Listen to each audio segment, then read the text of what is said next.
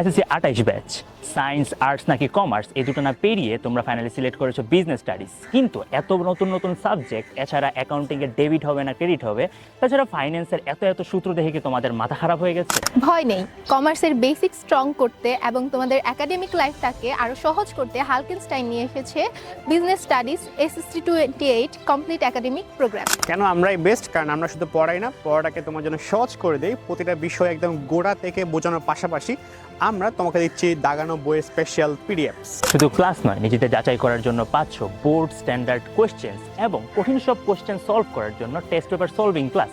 অর্থাৎ তোমাদের শুরু থেকে বোর্ড এক্সাম পর্যন্ত আমরাই থাকছি তোমাদের গাইড।